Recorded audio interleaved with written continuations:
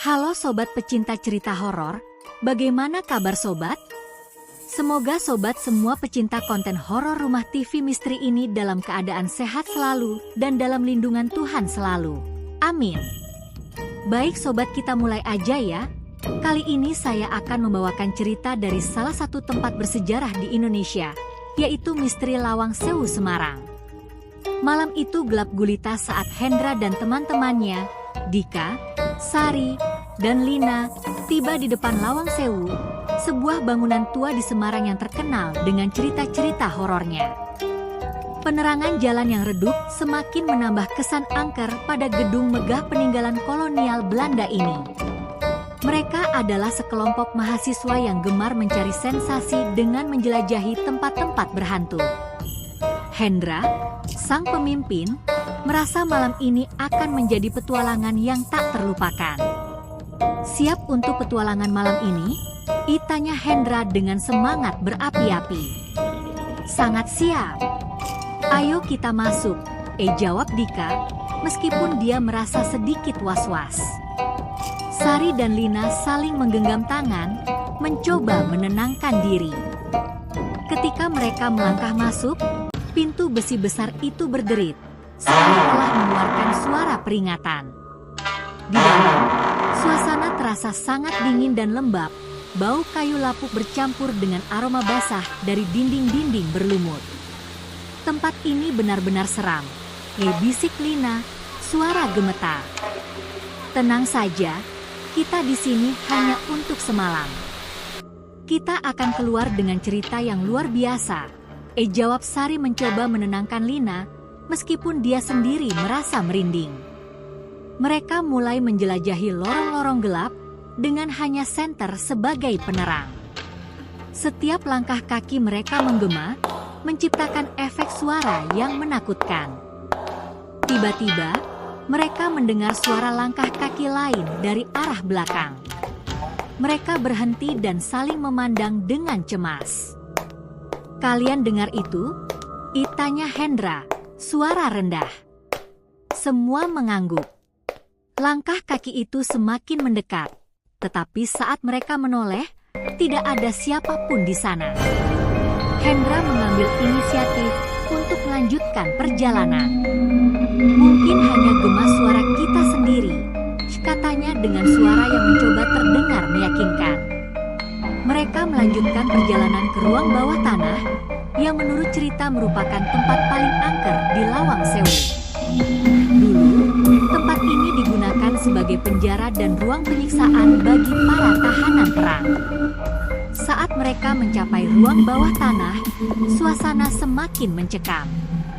Ada bekas-bekas rantai dan borgol yang tergantung di dinding, serta noda-noda merah kecoklatan yang mungkin adalah darah yang sudah mengering. Di sini lebih seram dari yang aku bayangkan, bisik Sari, memeluk dirinya sendiri. Tiba-tiba, suara gemericik air terdengar dari sudut ruangan yang gelap. Suara itu semakin keras, diikuti dengan suara langkah kaki yang samar. Mereka berusaha mencari sumber suara itu, namun tidak menemukan apa-apa selain kegelapan. Kita harus berhati-hati. Tempat ini bisa jadi berbahaya, kata Dika, berusaha tetap waspada. Tanpa peringatan, sesosok bayangan putih melayang perlahan mendekati mereka dari ujung lorong. Bayangan itu tampak seperti seorang wanita dengan rambut panjang terurai dan gaun putih yang kusut. Lina menjerit ketakutan dan bayangan itu menghilang begitu saja.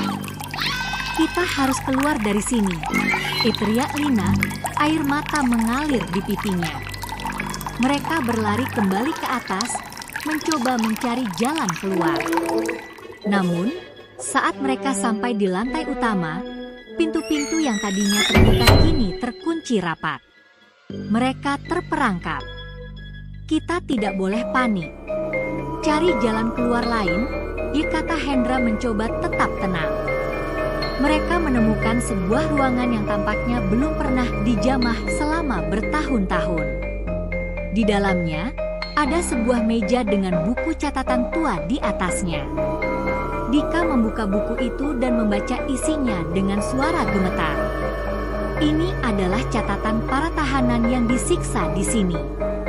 Mereka menulis tentang penderitaan mereka dan betapa banyak dari mereka yang meninggal dengan cara yang mengenaskan, katanya.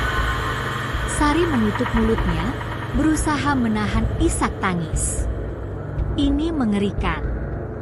Tidak heran arwah mereka masih gentayangan.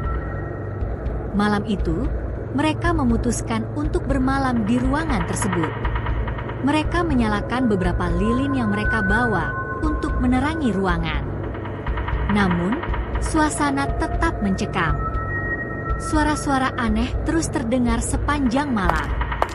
Ada suara langkah kaki, tangisan, dan jeritan yang membuat mereka tidak bisa tidur. Pukul 3 pagi, Lina terbangun dan melihat seorang wanita berpakaian putih berdiri di jendela, menatap ke arah mereka. Wanita itu tampak pucat dengan mata yang kosong. Lina berteriak, membangunkan yang lain. Itu dia lagi. Kita harus pergi sekarang, teriak Lina. Mereka segera mengemasi barang-barang dan berusaha keluar dari ruangan. Namun, pintu-pintu yang tadinya terbuka kembali terkunci. Mereka merasa seolah-olah bangunan ini hidup dan tidak ingin membiarkan mereka pergi. Kita harus cari jalan lain, kata Dika, berusaha membuka jendela yang juga terkunci. Tiba-tiba, seorang pria tua muncul dari balik bayangan. Wajahnya penuh bekas luka dan matanya terlihat penuh dendam. Kalian tidak seharusnya datang ke sini. Suaranya terdengar parau dan menyeramkan. Ini tempat kami, dan kami tidak akan membiarkan kalian pergi. Kami tidak bermaksud mengganggu. Kami hanya ingin tahu sejarah tempat ini, kata Sari dengan suara bergetar. Pria tua itu tersenyum sinis dan menghilang begitu saja. Namun, seolah-olah kepergiannya membuka jalan bagi mereka.